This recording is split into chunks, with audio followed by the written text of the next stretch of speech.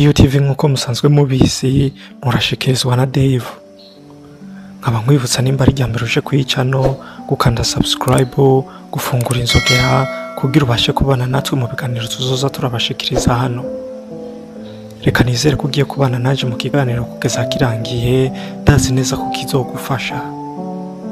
Uno munsi rero tukaba tugiye kurabira hamwe ibintu ushobora gukora umukobwa wese muhuye akakwipfuza. Musore, ibi bigerageza inshuro imwe yonyine mu kubipima uzoba umbwira umusaruro bizana. Icyambere, musore unyumva, ufise kuba clean ku mubiri wawe. Ukwiye kwiyitaho ukamenya ko usa neza ku mubiri wawe, coiffe yawe ikama iri update neza, ukikurikirana akantu kamwe ku kandi ku mubiri wawe. Icyo ni kimwe mu bintu abakobwa bakunda, gerageza uko ushoboye kose ucitwararike.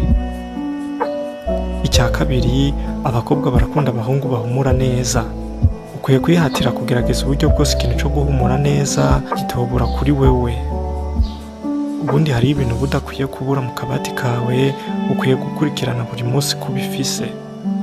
Nk'urugero, amavuta ufise yo kwisiga, za parfum ufise, ndetse n'ibindi bintu bituma ugaragara neza mu bantu.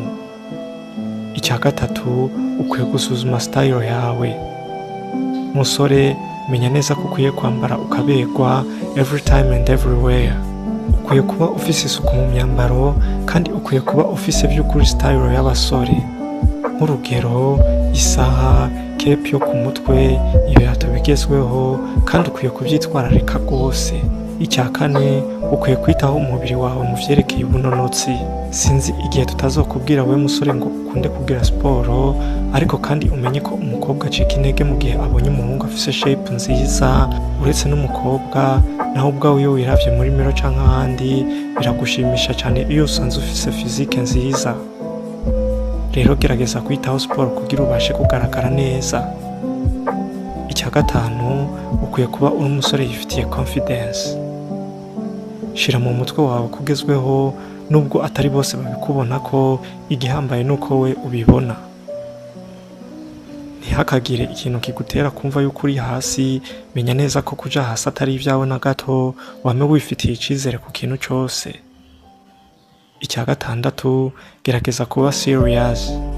Burya iki kintu ni wagitabura neza, ntabwo gikora ku bakobwa gusa, ariko no mu buzima busanzwe kirakora cyane. Umuntu ari serious, buri muntu wese bahura aramwubaha, kandi aba ari umwizerwa ku cyo akora cyose, kandi icyo kintu abantu barakimukundira cyane. Nuko rero nkaba ndangije shimira mwebwe mwese mwafashe akanya ko kunkurikirana. Mwari kumwe na Dave uyikunze. Reka nizere ko kino kiganiro cyagushimishije.